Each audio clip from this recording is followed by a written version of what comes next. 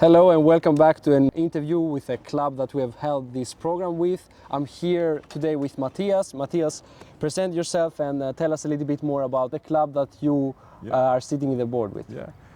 My name is Matthias Karlsson. I'm here in Kungälv, Kungälvs Rowing Club. I'm in the board member, also head coach for the athletes here in the club, the youngsters who try to be developed and like to go international, national level. Nice to hear that, Matthias. So Matthias has been a coach for quite some years. You have had also some athletes that have went all the way to the World Championship. So he's a really good coach and also a big part why this course that we had was a big success.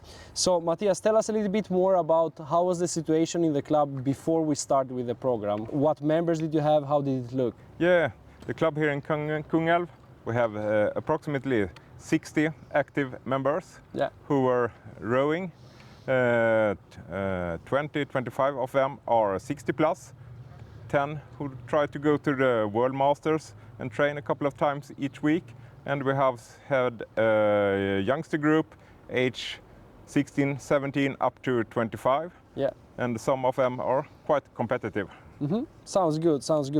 And Matthias, before we started this program, I remember that we were talking about we want to bring more people in the middle of these two ages, so not these really youngsters and not these old people, something in between, and that's what we aimed also for. Can you tell us a little bit more, what was the challenging part of bringing those people in and keeping them in the club? Yeah, we have been trying for a couple of years doing rowing classes for age 25 to 30 plus up to 50 years, and every time we tried it we had some people wanted to learn and try. We were here 3-4 weeks, but no one. Didn't have the structure for them to stay in the club, be involved, and taking the next step. Yeah, and how did that make you guys feel? It felt, I can think of that, it felt like you did so much work for nothing, right? Because the people left. Yeah. What did you do? You said that sometimes you also ran this program free just to attract people, right? Just to attract, we run the program free.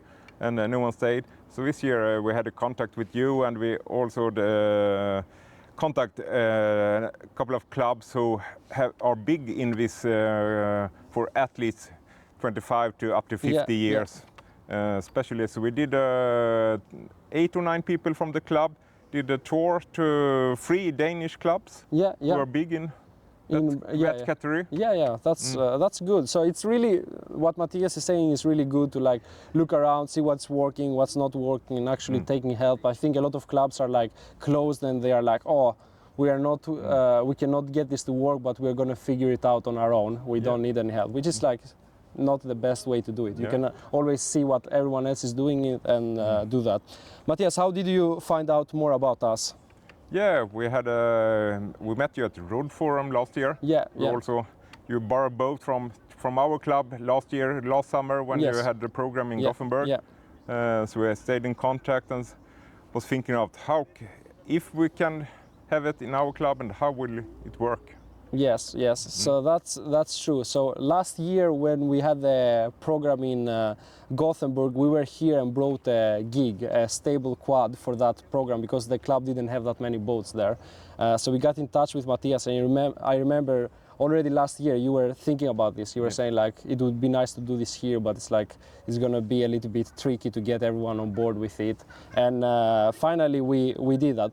Do you think, like from a board perspective, what do you think the board had, like, did they have any doubts or any fears that, oh, this is not going to work? Yeah, some part of the board was not that positive in this type of recruiting. Focus on their own age or youngsters with juniors. But we need more people in the club, we need more hand to help out and precisely. Exactly. And what do you think was the reason that you guys said yes anyways? What do you think was the reason that you thought like, you know what, we got to do this? Yeah, we needed to do it because we have a financial situation as well.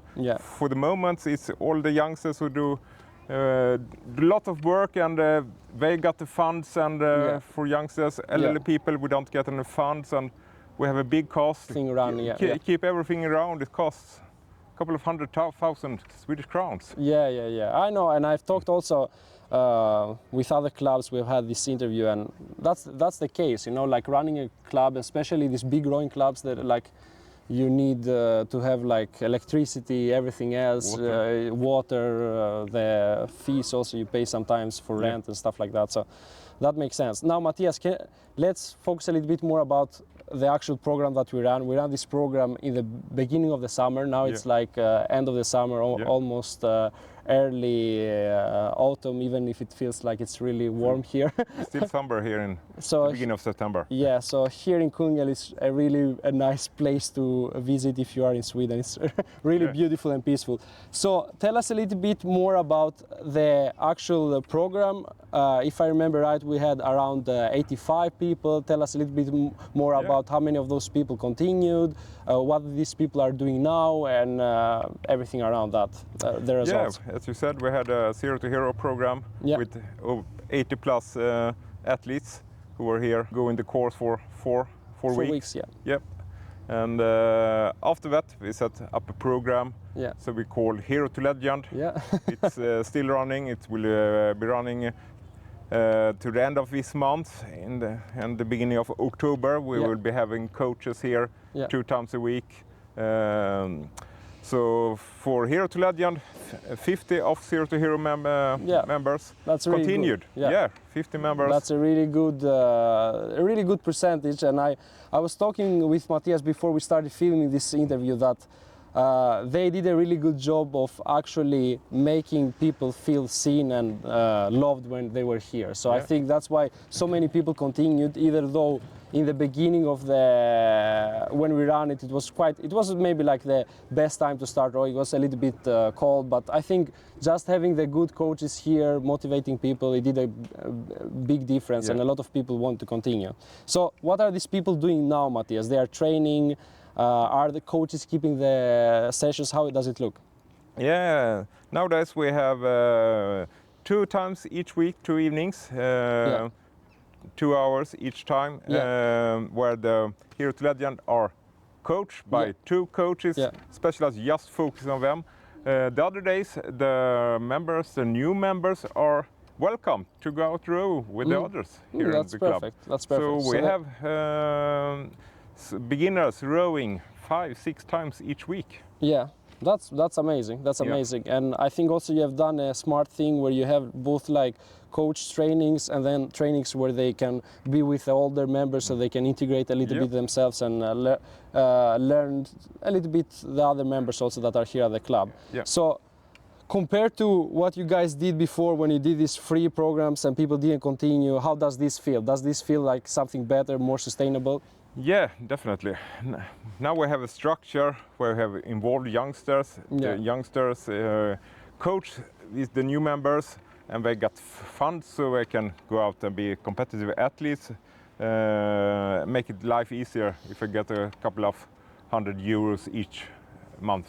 Yeah, exactly. It's also nice that they are like paid a little bit for what they are providing the club, which is also great. And I think a lot of clubs are missing a lot just by leaving people, these youngsters that know a lot of rowing, actually to step up and help out and just make sure that everything runs much more smoother.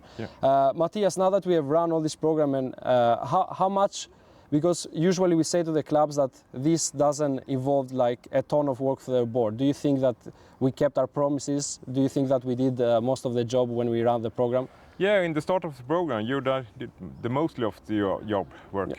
We had to freshen up all the building and facilities, some here, but that was not much, and find a structure with boats and how we can set up teams and coach. But the administration and recruiting, you did a great job there.